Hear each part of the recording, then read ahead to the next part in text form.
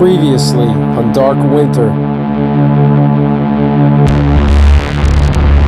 My name is Greg. I live in north central Pennsylvania. It is December the 5th, 2022, seventh day after Russia launched a full-scale nuclear attack on the United States and the first nuclear war in the history of mankind. And what we're going to do is I'm going to let her leave like 2 days before the 2-week mark, because I have a feeling that once the 2-week mark arrives, 14-day mark, that's when the government is going to put out the emergency alert and tell everybody that it's safe to emerge from their shelters. Everybody's going to emerge after 14 days and it's just going to be chaos. There's going to be all kinds of people hungry, thirsty, disoriented, panicking. So I think it would be best for her to leave around the day 12 mark. The radiation is going to still be a little bit high, but it should be pretty safe for her to leave around the day 11, day 12 mark. And what's going to happen is she's going to avoid running into that massive crowd of panicking people that are all going to be emerging from their shelters looking for food and resources.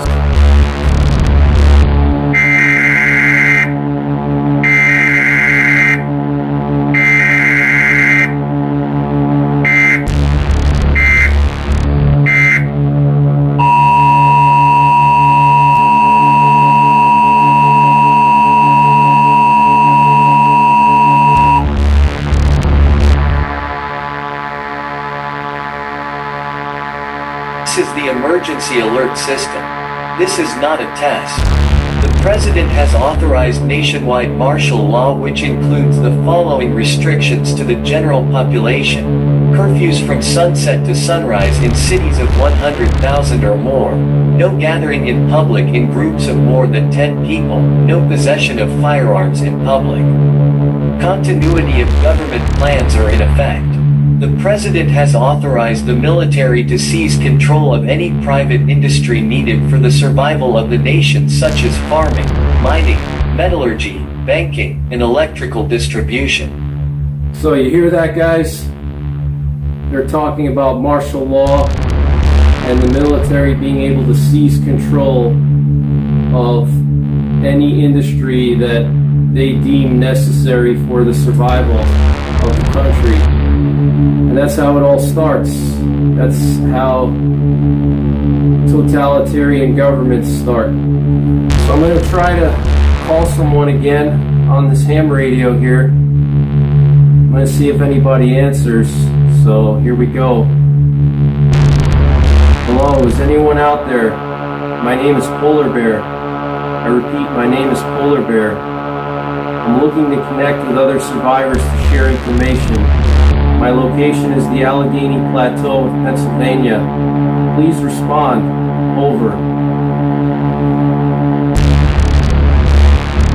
Polar Bear, read you loud and clear. This is John Doe. Over. John Doe, thanks for all that intel. I wish I could reach my friends and family in New York and Tennessee. Do you know any way we can reach further? Over. Polar Bear, you could try to bounce the signal off of the ionosphere with your handheld. If you do that, you could even reach Alaska, but it's hard to do. You need the right atmospheric conditions. A more reliable way would be to find a comm site that has a radio tower or an amateur radio repeater.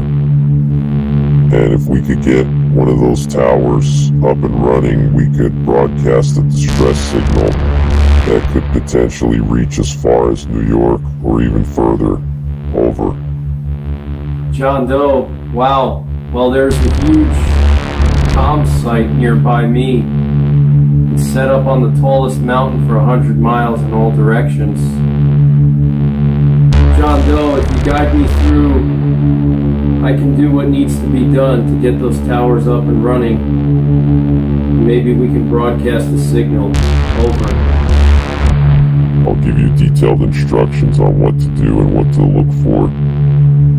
I've set up the towers on that site and maintained them for years, so I'm very familiar with that site. Polar bear, you're going to have to be on high alert when you're up there. The military might try seizing the comm site and using it for national security reasons, because there's radars there, cell towers, satellite dishes, multiple radio towers for shortwave radio, and they also have their own tower, so they might try to secure that area, or they might have already secured it, so you're going to have to be on high alert so you don't get detained. I'm going to head up there probably around day 11 or day 12. I'm going to let Nancy go, and then I'm going to head up there and do what I got to do.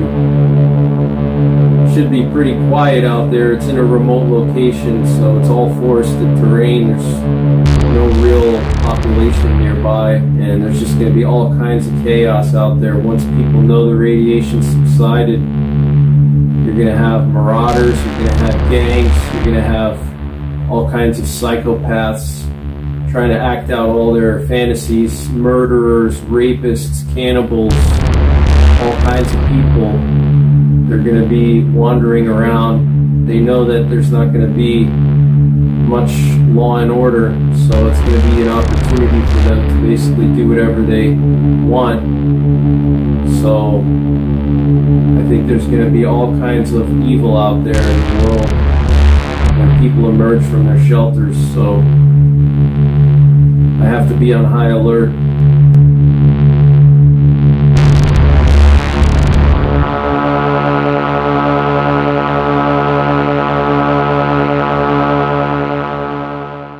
My name is Greg.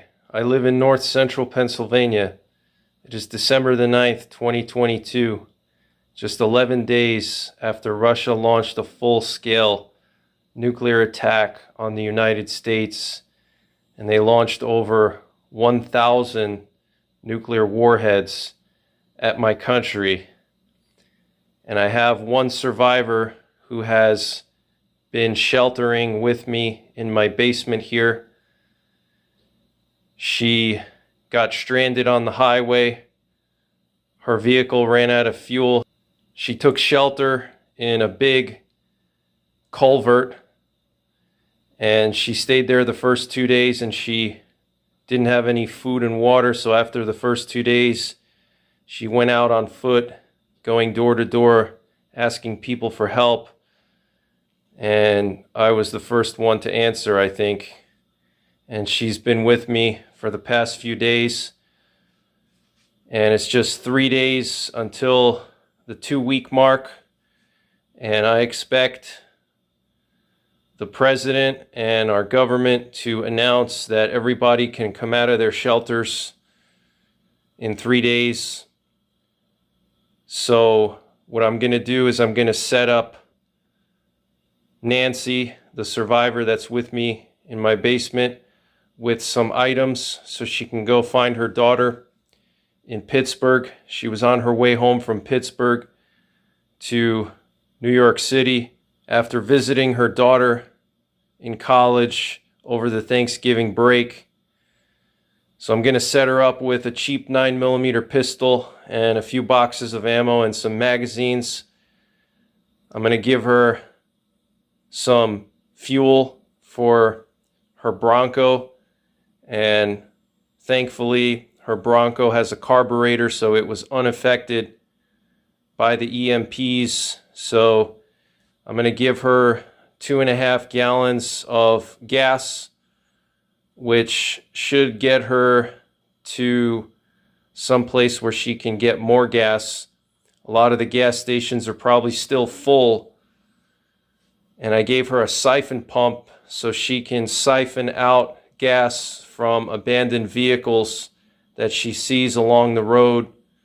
And I'm just so glad that I invested in siphon pumps. They're just so cheap, and they're really just a no-brainer. I'm so glad I bought a bunch of them before the war. So I'm going to give her one of my siphon pumps, and 2.5 gallons of gas, which should get her going. And she should be able to find some vehicles where she can siphon some gas from. And because everybody's been sheltered in place waiting for the radiation to subside, there should be plenty of fuel available. But I do think fuel will dry up very soon once the government announces that it's safe for people to leave their shelters. Then the chaos is going to start. People are going to emerge from their shelters hungry, thirsty, desperate, panicking.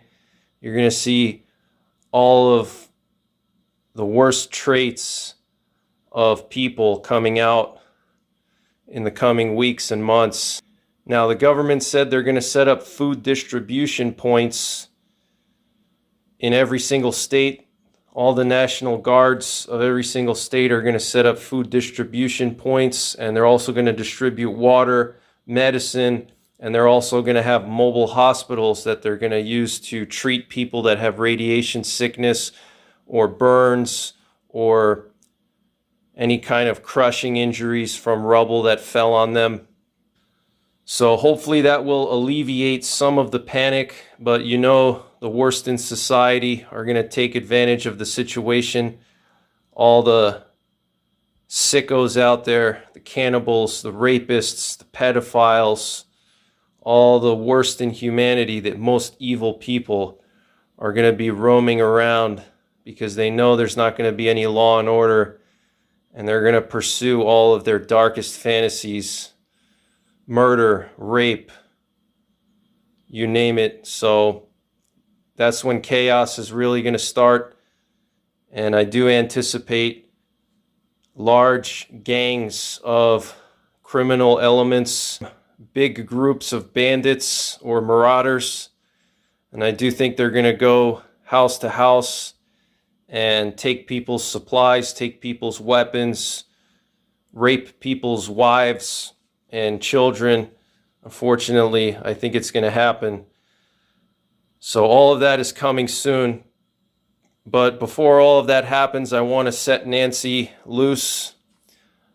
I want to get her going so she can get to Pittsburgh and reach her daughter before that 14-day mark, when everybody's going to leave their shelters, when it's safe to go outside and the radiation has subsided. So I'm setting her up right now. I'm giving her some maps. I'm giving her that gas can, the siphon pump. I'm going to give her my cheap 9mm pistol and plenty of spare ammo. I'm also going to give her a cheap Baofeng radio for whatever reason, if she needs to communicate possibly with me or other survivors, or even just to listen and gather intelligence. Those cheap Baofeng radios are just super handy. I'm also going to set her up with some rad triage radiation dosimeter cards. They don't need batteries. They're not electronic. They use a chemical indicator so she can keep track of her radiation dose. And that's going to be important in the coming weeks, because even though the fallout radiation is going to subside almost completely in the coming days, there could still be rain out and snow out events in parts of the country. And there could be certain areas where radiation is higher because of the accumulation of fallout particles. So in general, the radiation levels outside are going to subside, but you may have hot zones from rain out and snow out and from fallout particles that concentrate in certain areas. So I'm going to set her up with those things.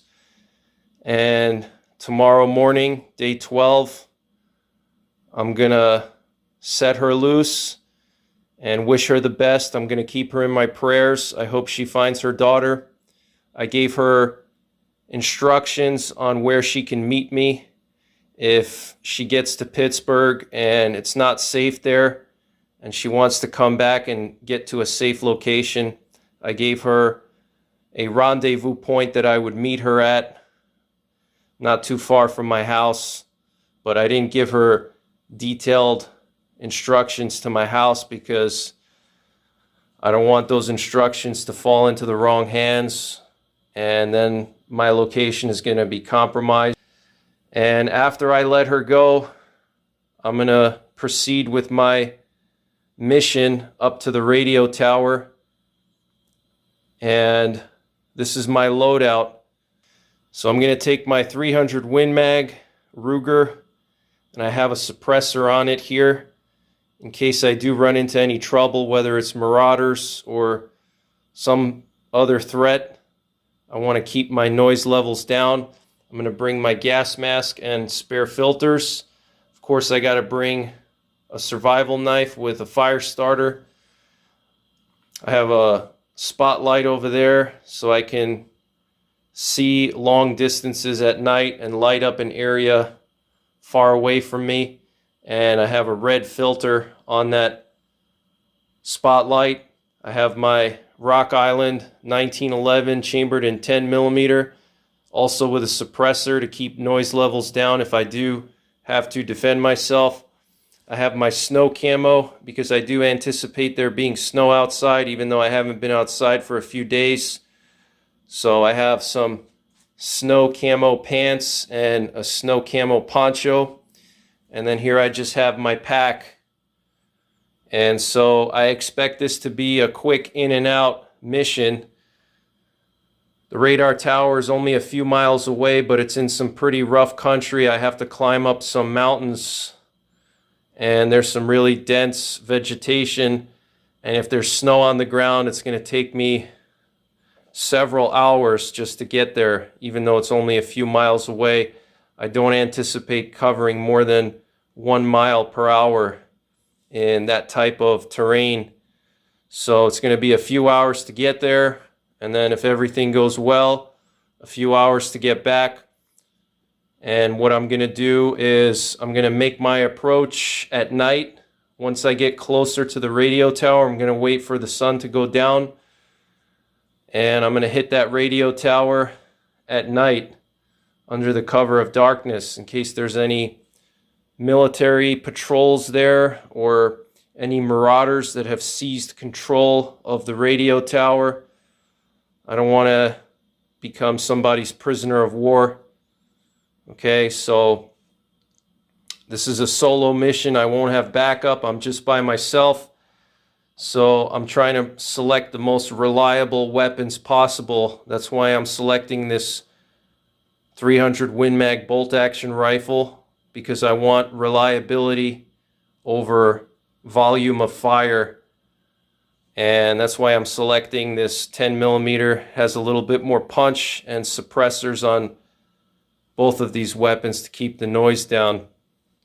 So I'm going to make my approach at night. I'm going to follow John Doe's instructions, and hopefully I can get in contact with some survivors further out from my immediate area, because John Doe's base station and my handheld ham radio just don't have the transmit power to really transmit far.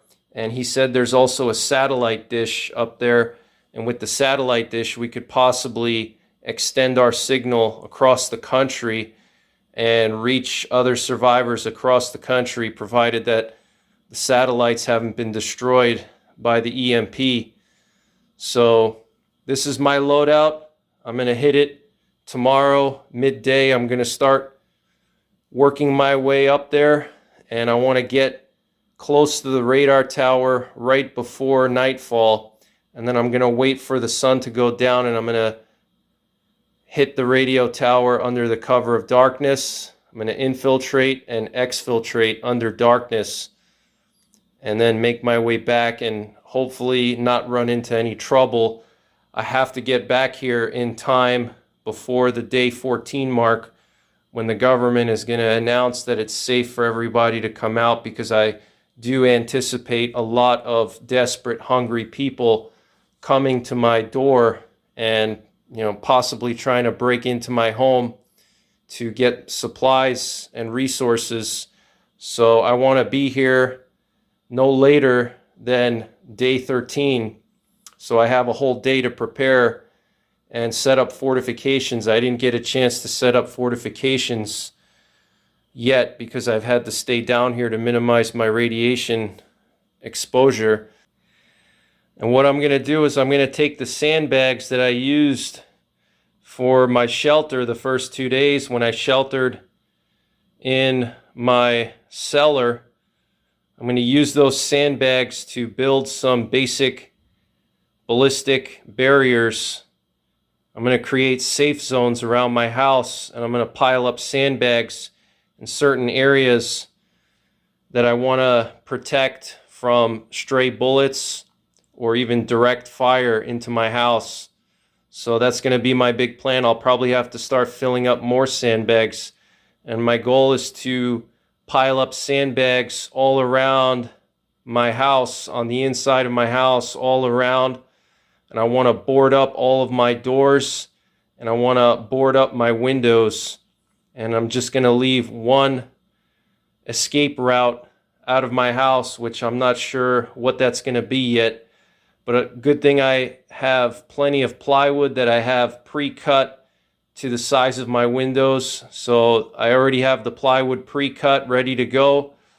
And I have 2x8s already pre-cut ready to go that I'm going to put across my doors. And the plywood's going to go over my windows. And I just have to decide what my exit and entrance is going to be. But everything else is going to be boarded up. And I'm also going to take this thermal monocular with me when I go up to the radio tower so I can scan for threats. This thermal monocular will pick up a heat source from hundreds of yards away. So if there's any marauders or any military patrols, this thermal monocular will pick it up.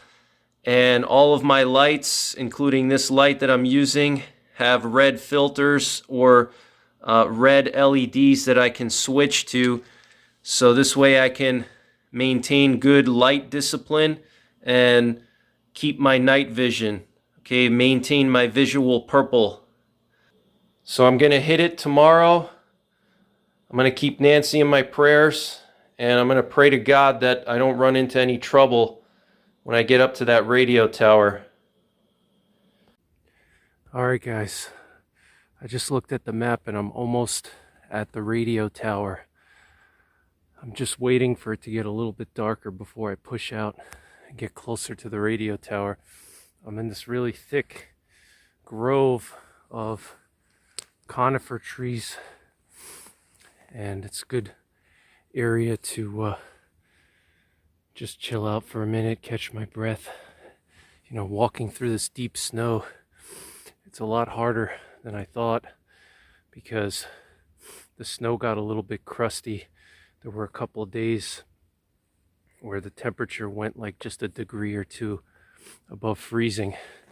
So the snow's a little bit crusty.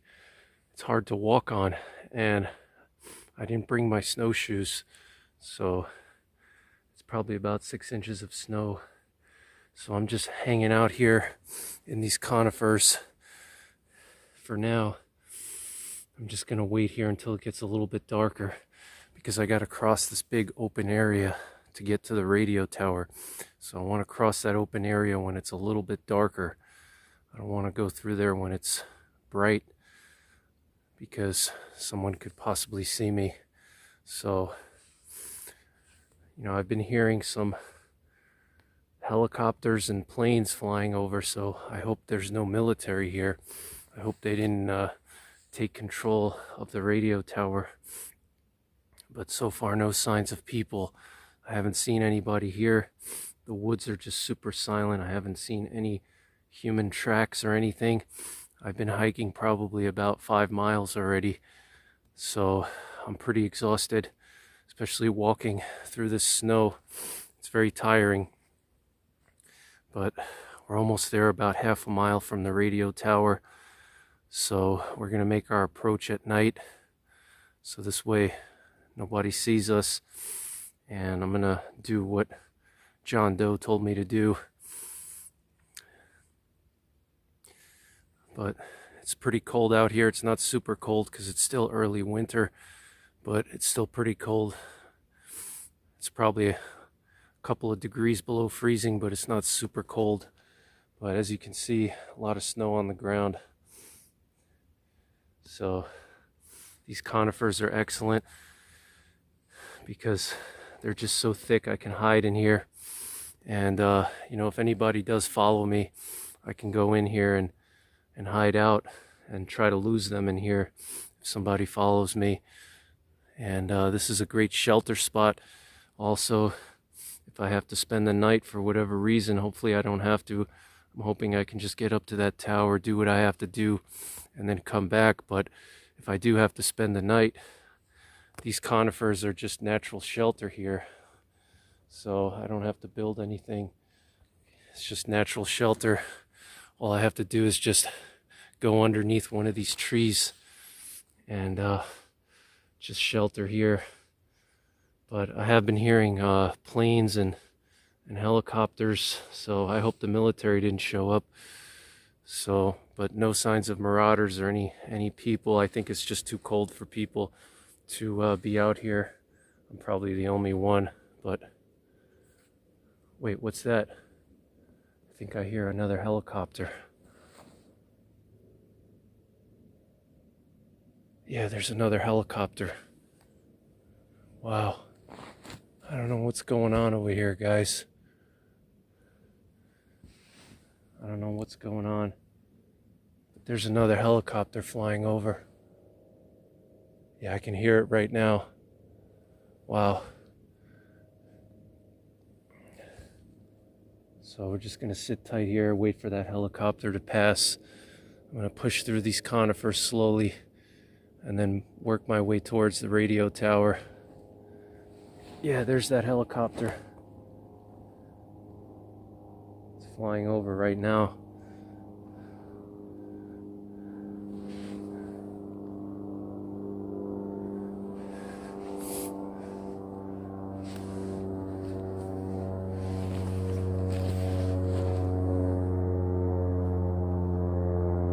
Wow.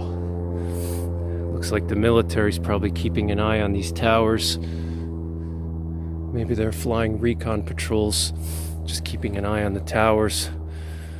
But I'm gonna slowly push forward here, make my way through these conifers. Look at how thick it is in here, guys. It's just super thick. Look at this. So let's push our way through.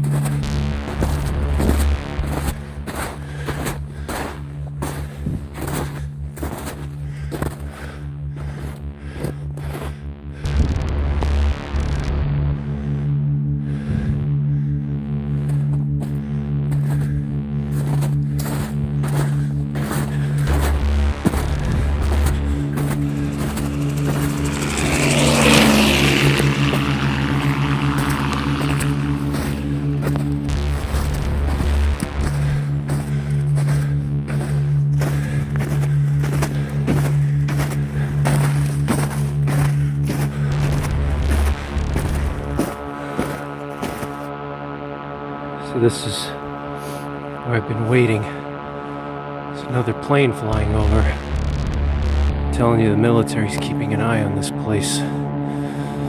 This is where I've been waiting. And there's that open area through these conifers.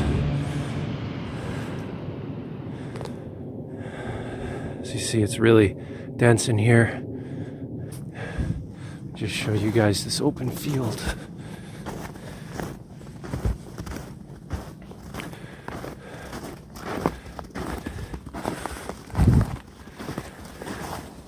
So I gotta go through this open area. And the tower is up there, past those trees. You see how open it is? So I definitely want to cross this when it's dark. Wow, looks like that radio tower still has power. Probably running on diesel fuel. You can see over there, I can see some lights flashing. That tells me that it still has power. That's a good sign. It's probably still running on diesel. They have big diesel tanks. It's a little bit hard to see. There it is, right up there. I can see the blinking light. Unless the military came and fueled it up. So we got to go through this area here, get to that tank. So we got to get through this open area. I think I'm going to start heading out. I don't want to wait until it's too dark. It's dark enough. So let's make our big push to this radio tower.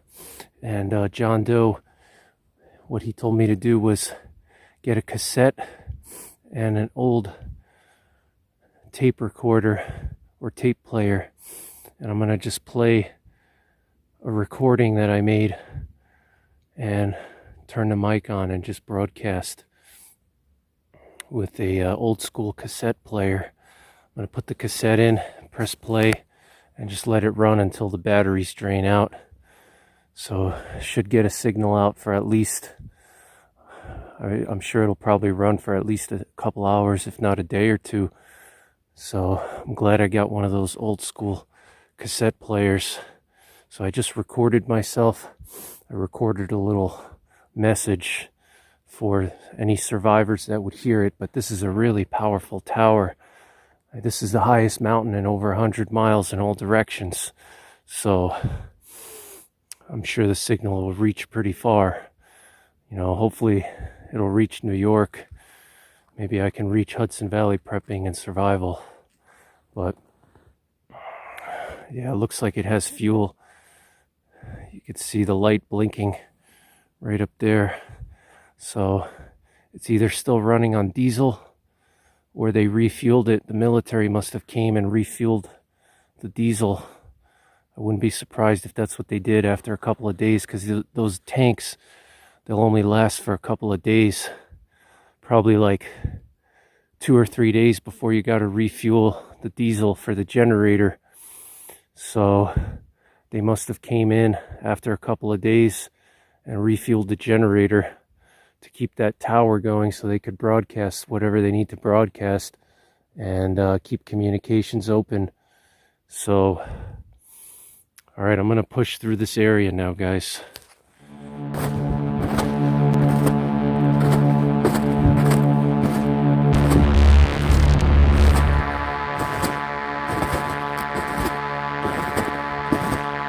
Walking through the snow is just so tiring. So it's got this crust on the top. Gotta get to that tower.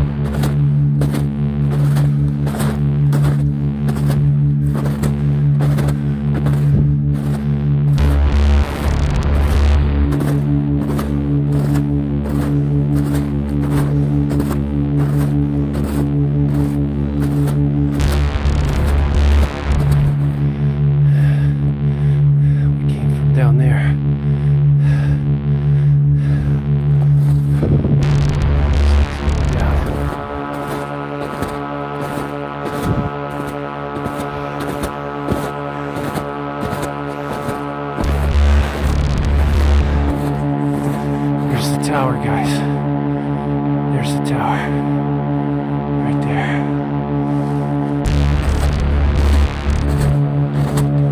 See the tower.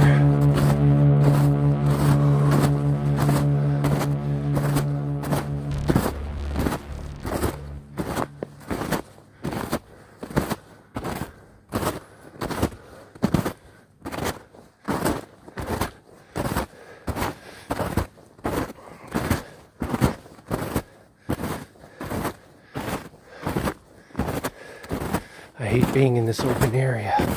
I hate these open hardwoods. Look at how open it is here. It's just wide open. It's really getting dark now. Gotta catch my breath. There's the tower, you see it? There's the tower. Yeah, they definitely fueled it up. There's no way that those generators would still be running after a week, or actually almost 2 weeks. After 2 or 3 days, the power would be out to those towers without fuel. So yeah, the military definitely came and fueled up those towers. I don't see any signs of people. I don't hear anything. It's pretty quiet. So let's go check it out. Temperatures are really dropping now. It feels a lot colder. It's a good thing I'm moving. Just gonna catch my breath. Stop, look and listen. Make sure there's nobody around. See if I can hear any signs of military. Got a lot of deer over here. That's good. I have to come and hunt some deer, get some fresh meat. Got a ton of deer. Let's work our way to that tower. There's that tower.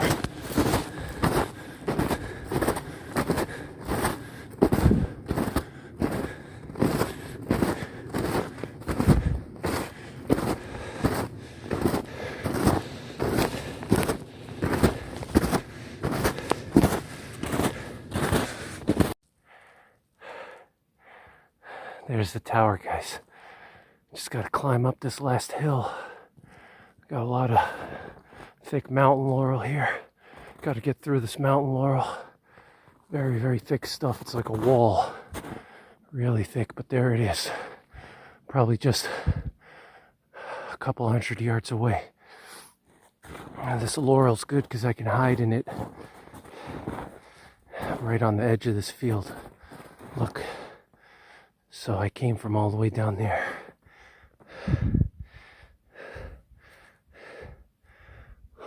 It's really getting cold out here. Temperature's plummeting quick. Gotta protect my fingers. Look, there's a contrail from a military plane. Not sure what kind. Check that out. They're flying over. This is a critical site here. The military comes here. They have all kinds of radars here. The Pennsylvania National Guard uses this site to communicate. So it's really, really important. So they're probably keeping it fueled up. Let's head up there and set that tape recorder up. Check and make sure all the equipment is working properly. Follow John Doe's instructions. And if this works out, I know I can trust him.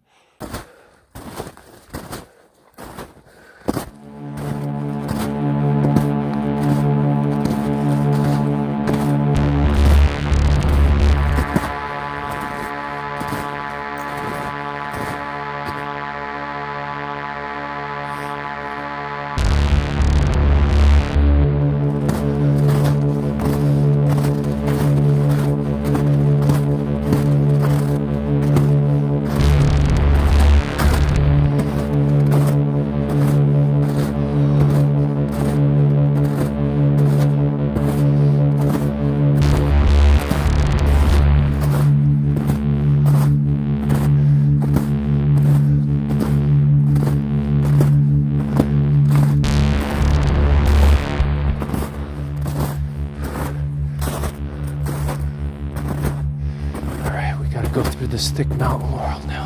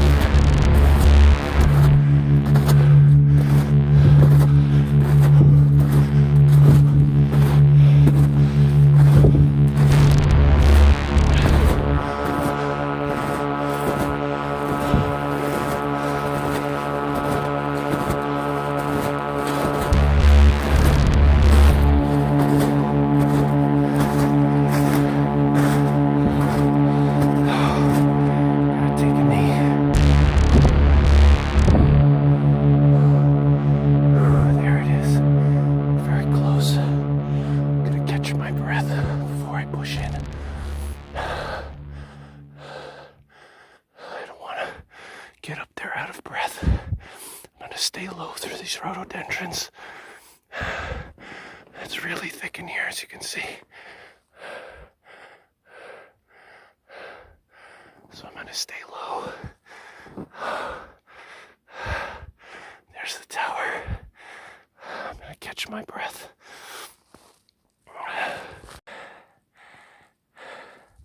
There's the tower, guys. There it is. Very close.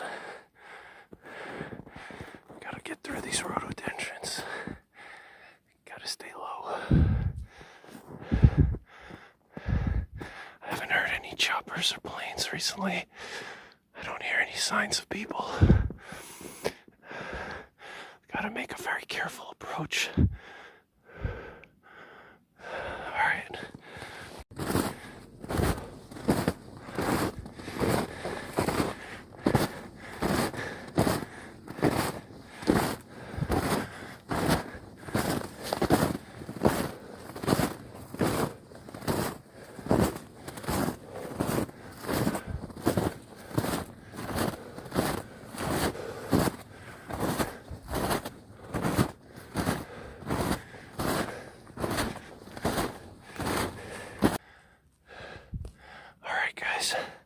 I'm super close. There's the tower right behind me. I'm just taking a knee in these rhododendrons. Conceal myself. So I'm just staying low, making sure to keep my head down. So I stay below the rhododendrons. They're about 4 feet high. So as long as I keep my head low, I can conceal myself really well. We're right there, guys. I can't wait to play that message. It's very exciting to possibly make contact with other people. And once I play that message, I'm going to be able to hear it on my ham radio. And John Doe is going to be able to hear it on his ham radio. And then we're going to be able to listen and see if anybody responds. So it's going to be very exciting to see who responds. It's almost pitch black out here. But because there's snow everywhere, the snow reflects any ambient light from the moon and from the sunset. So because of that, it's going to seem lighter. It's going to be more visibility out here.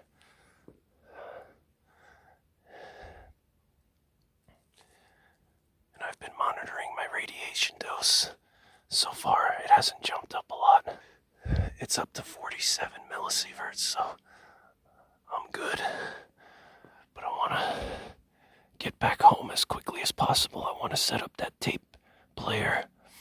And I want to get back home before the 2-week mark when the government is going to tell people it's okay to come out of their shelters. I don't want my house to be ransacked. So I got to get back home quickly. Hopefully we don't run into any hiccups with this little mission here. Hopefully I can just get in there, gain access. He told me exactly how to gain access to the radio center where all the communications equipment is. So I brought a pair of bolt cutters because it's locked up. I'm sure the military locked it. So I got a pair of bolt cutters. I'm gonna cut the lock. I'm gonna get inside. And I'm gonna play that tape player. I'm gonna just use some Gorilla Tape to hold down the transmit button on the base station. And then I'm gonna play the tape player. And we'll see what happens. So I'm gonna wait a couple of more minutes until it's really dark, because there's still some ambient light here. So I'm gonna wait, and then I'm gonna push in. I'm gonna gain access. But I'm gonna sit here for at least another 30 minutes and just listen and look and observe to see if there's any signs of military activity here, or if there's any marauders that took control of the tower. Because maybe I'm not the only one that got this idea. You know, maybe there's some local marauders that came over here and took control. You know, who knows? You never know. So, I gotta be very careful in my approach. I'm literally right there, right next to the tower. So, I'm gonna just sit here for a little bit and just wait and see if I see anything or hear anything. And then I'm gonna push in really slowly, really carefully, keeping my head down. And then I'm gonna cut the lock, gain access to the control room, and I'm gonna set up my tape player. Alright guys, there's the tower. I'm literally right there. There's still a lot of ambient light.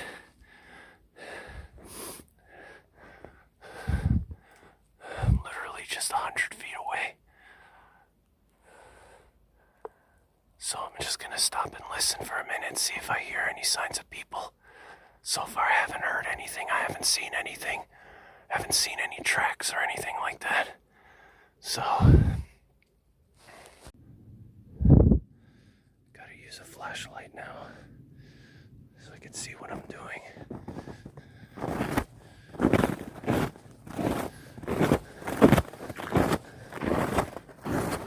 Got this access road here. I do see some human footprints. Look, see that? It's probably the military.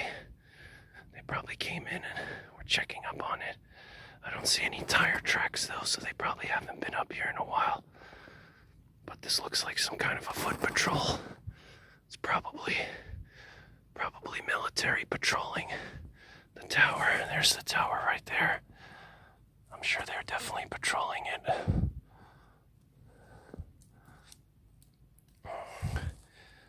So let's push up.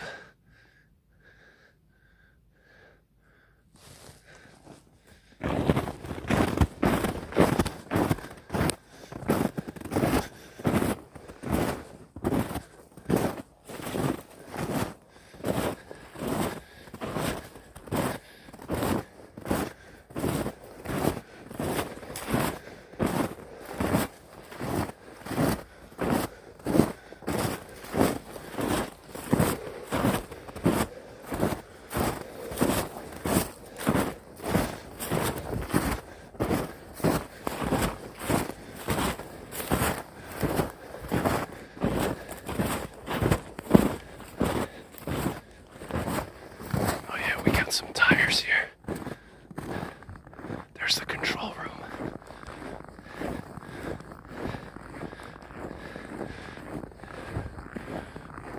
Yeah, they were up here recently. Gotta go quick. There's the control room. We gotta gain access.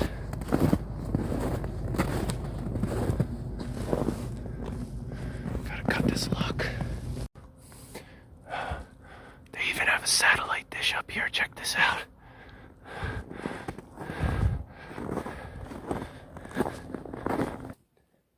Alright guys, so I set up the tape player. Didn't have any issues. I followed John Doe's instructions. I'm just hanging out here in the rhododendrons. I'm just waiting to see if there's any more patrols on foot or by vehicle.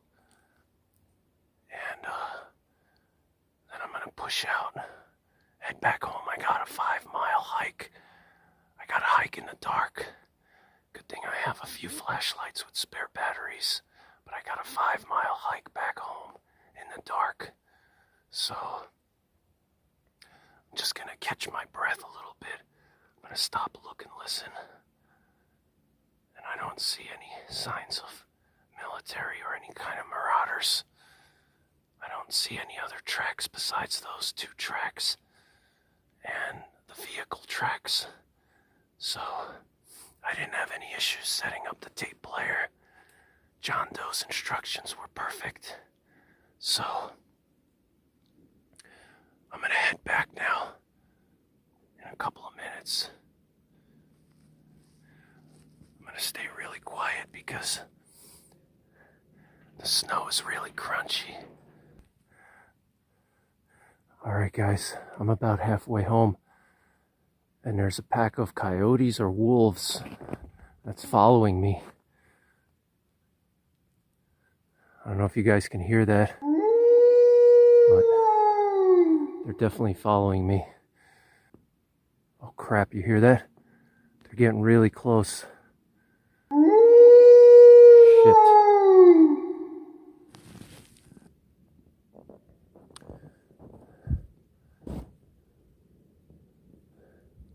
Damn wolves.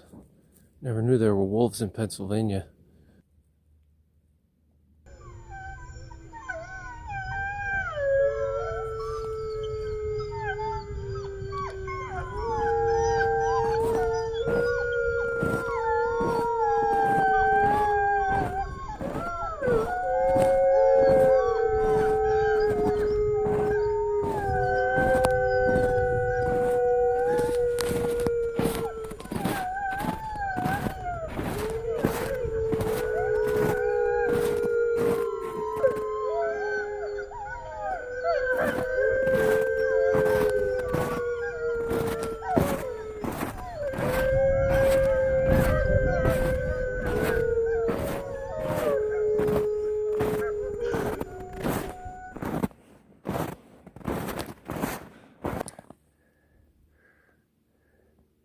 I think the wolves are gone. Yeah, they're gone.